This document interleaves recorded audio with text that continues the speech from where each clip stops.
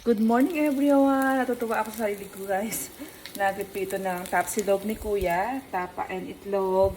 Habang ako ay nag-answer ng aking mga inquiry. Ayan sila, nag-answer ako ng dalawang tao na gustong mag-business. Actually, nag-sign up na sila and ready na sila mag-jump into sa aming business. So, this is the flexibility na sinasabi ko guys. Kahit naka-apron ka, nagluluto ka for your family, and you're not looking fabulous or dressing expensive clothes, even you are in your dining or kitchen, you can still running your business. Why? Because the flexibility of this business is in your hand.